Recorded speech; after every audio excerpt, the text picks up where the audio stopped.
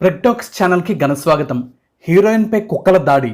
ఈ లైన్ వినగానే ఎవరో హీరోయిన్పై వీధి కుక్కల మీద పడి దాడి చేశాయేమో అని అంతా భావించారు. కానీ కుక్కల దాడి చేస్తే మహా అయితే కరిచి వదిలేస్తాయి. కానీ అంతకంటే ఎంతో దారుణంగా దిగ్భ్రాంతికర రీతిలో కేవలం ఆ హీరోయిన్ని ఇబ్బంది పెట్టడం మాత్రమే కాకుండా తన కుటుంబం మొత్తాన్ని చిత్రహింసలకు గురిచేసిన ఒక వైసీపీ నాయకుడి వ్యవహారం ప్రస్తుతం సోషల్ మీడియాలో తీవ్ర సంచలనంగా మారింది.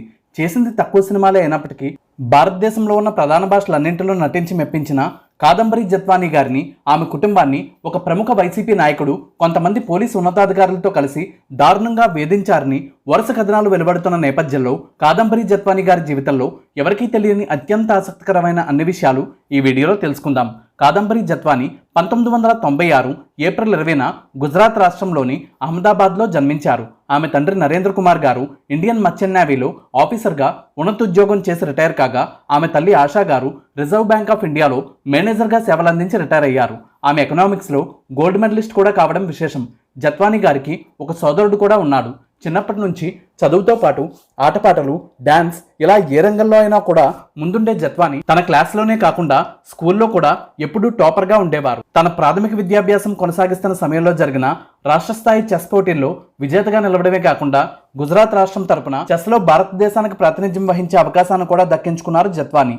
5 సంవత్సరాల వయసున్నప్పటి నుంచి భరతనాట్యంతో పాటు వెస్ట్రన్ డ్యాన్స్లో జత్వానీ గారి తల్లిదండ్రులు ఆమెకు శిక్షణ ఇప్పించారు. అంతేకాకుండా స్కూల్లో ఉండగానే మోడలింగ్ కూడా ప్రారంభించి అప్పటి నుంచి సొంతంగా సంపాదించడం మొదలుపెట్టిన ఆమె Nippo batteries, Gayatri dairy, Maruti bread లాంటి స్థానిక ఉత్పత్తులకి బ్రాండ్ అంబాసిడర్గా వ్యవహరించి చిన్న వయసులో పెద్ద స్టార్ ఇమేజ్ని సంపాదించగలిగారు. ఇంటర్మీడియట్లో గుజరాత్ రాష్ట్రం మొత్తంలోనే బాలికల్లో మొదటి స్థానాన్ని సాధించడమే కాకుండా విద్యార్థులందరిలో చూసుకున్నా కూడా స్టేట్ లెవెల్లో 5వ ర్యాంక్ సాధించి సంచలనం సృష్టించారు. అంతేకాకుండా అప్పట్లో జరిగిన అందాల పోటీల్లో miss Gujarat, miss Ahmedabad times లాంటి బహుమతులు గెలుచుకొని న్యూస్ హెడ్లైన్స్లో నిలిచారు. గుజరాత్ యూనివర్సిటీకి అనుబంధంగా ఉన్న ఎన్హెచ్ఎల్ మున్సిపల్ మెడికల్ కాలేజ్ నుంచి ఎంబీబీఎస్ పూర్తి చేసిన జత్వానీ ఆ తర్వాత ఉన్నత విద్య కోసం రాసిన ఎంట్రన్స్ పరీక్షలో ఏకంగా 96% మార్కులు సాధించడంతో ప్రపంచ ప్రఖ్యాత స్టాన్ఫోర్డ్ యూనివర్సిటీలో ఆమెకు సీట్ లభించడం, ఆమె తన ఉన్నత విద్యను కొనసాగించడం జరిగింది. ఫిజియాలజీ విభాగంలో ఆమె చూపిన ప్రతిభకు గాను ఆమెకు గోల్డ్ మెడల్ కూడా లభించింది. ఒకవైపు చదువును కొనసాగిస్తూనే వరుసగా మోడలింగ్తో పాటు పలు వ్యాపార ప్రకటనలు, సినిమా అవకాశాలు ఆమెకు రావడంతో వాటిలో కూడా తన ప్రతిభ చూపి మంచి గుర్తింపు తెచ్చుకున్నారు జత్వానీ. సరిగ్గా అదే సమయంలో ఒక మోడలింగ్ కోఆర్డినేటర్ ద్వారా కుక్కల విద్యాసాగర్ పరిచయం అయ్యారని చెప్పారు జత్వానీ. పరిచయమైన కొత్తల్లోనే లక్షల విలువ చేసే రాడో వాచ్తో పాటు ఎన్నో ఖరీదైన బహుమతులు ఇవ్వడం, ప్రేమగా మాట్లాడుతూ దగ్గరవ్వడంతో వారి పరిచయం కొన్నాళ్ల పాటు కొనసాగింది. అయితే విద్యాసాగర్ గారితో పరిచయం ఏర్పడ్డ కొన్నాళ్లకే ఆయనపై ఎన్నో క్రిమినల్ కేసులు ఉన్నాయని తెలియడంతో పాటు ఆయనకి పెళ్లైన 14 నెలలకే భార్యతో వచ్చిన విభేదాల కారణంగా ఆమెతో విడిపోయాడని తెలియడం, 2017లోనే ఆయన హైదరాబాద్ పోలీసులు ముంబై వచ్చి మరీ అరెస్ట్ చేయడం, ఆయనకి ఎంతో మందితో అక్రమ సంబంధాలు ఉన్నాయని, ఎన్నో క్రిమినల్ కేసులు ఉన్నాయని తెలియడంతో 2016 నుంచి నేను తనకు పూర్తిగా దూరం అయ్యానని, ఆయన మొహం కూడా చూడలేదని చెప్పారు జత్వానీ. అయితే విద్యాసాగర్ నన్ను వేధించడం మాత్రం మానలేదని, 2015లో తనను పెళ్లి చేసుకోమని ప్రతిపాదించాడని, అయితే అప్పటికే తన గురించి తెలియడంతో ఆ వ్యక్తి నుంచి దూరంగా వెళ్లడానికి సాధ్యమైనంత మేరకు ప్రయత్నించానని చెప్పారు జత్వానీ.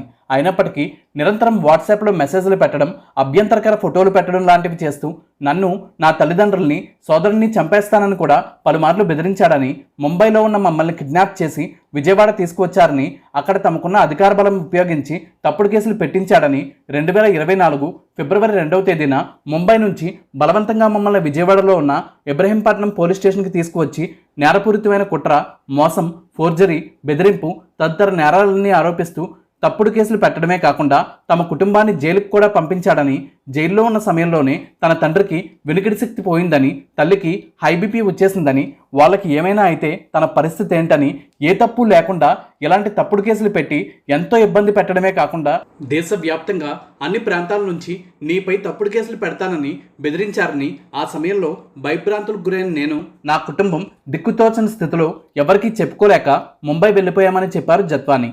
మమ్మల్ని కిడ్నాప్ చేసిన సందర్భంలో 2 రోజుల పాటు కనీసం ఫోన్ మాట్లాడే ఛాన్స్ కూడా ఇవ్వలేదని, తమ పట్ల ఎంతో దారుణంగా వ్యవహరించారని, 40 రోజుల పాటు ఈ తప్పుడు కేసుల కారణంగా జైల్లో ఉండాల్సి వచ్చిందని చెప్పారామె. అంతేకాకుండా ఇంత దారుణమైన పరిస్థితుల్లో న్యాయ వ్యవస్థ, రాజకీయ నాయకులు కబంధ హస్తాల్లో ఉంటే దేశం మొత్తానికి చెందిన ఒక వ్యవస్థపై నాలాంటి ఒక సాధారణమైన అమ్మాయి ఎలా పోరాడగలుగుతుందని లైవ్లోనే ఆమె విలపించడం అందరినీ ఎంతో వేదనకు గురిచేసింది. అప్పటి వైసీపీ ప్రభుత్వంలో ఐపీఎస్ అధికారులైన సీతారామాంజనేయులు గారు, కాంతిరాణా టాటా గారు, విశాల్ గున్ని గారు లాంటి ఎంతో ఉన్నతాధికారులు కలిసి నన్ను, నా కుటుంబాన్ని ఇబ్బంది పెట్టారని ఆమె ఆరోపించారు.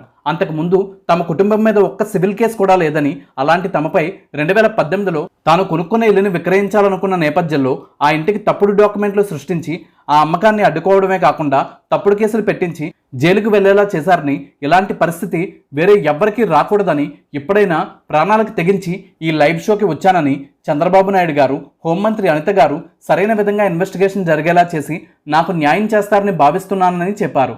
ఈ తప్పుడు కేసుల కారణంగా కుటుంబ సభ్యులు, బంధువులు, స్నేహితులు అందరూ తమని నేరస్తుల్లా చూస్తూ దూరం అయిపోయారని, కెరీర్ మొత్తం నాశనం అయిపోయిందని, కానీ వాళ్లకున్న అధికార బలం కారణంగా నా వైపు న్యాయం ఉందని తెలిసినా కూడా ఎవ్వరూ కనీసం మద్దతుగా నిలిచే ప్రయత్నం కూడా చేయలేకపోయారని చెప్పారు జత్వానీ.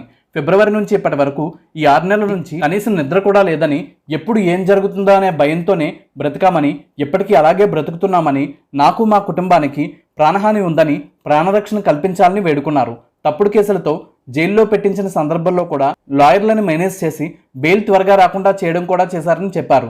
జత్వానీ మొదట 2012లో సద్దా అడ్డా అనే ఒక బాలీవుడ్ సినిమాలో రిధిమా అనే పాత్ర ద్వారా తన కెరీర్ మొదలుపెట్టారు.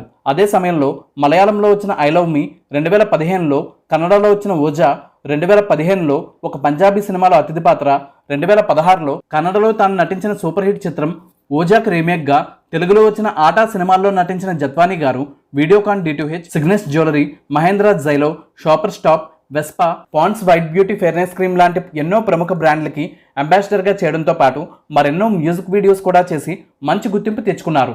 ఆమెకు సోషల్ మీడియాలో కూడా మంచి ఫాలోయింగ్ ఉంది. ఇన్స్టాగ్రామ్లో ఆమెకు 90,000 మంది ఫాలోవర్లు ఉండగా, ఫేస్బుక్లో ఏకంగా 9 లక్షల మంది వరకు ఫాలోవర్లు ఉండటం విశేషం.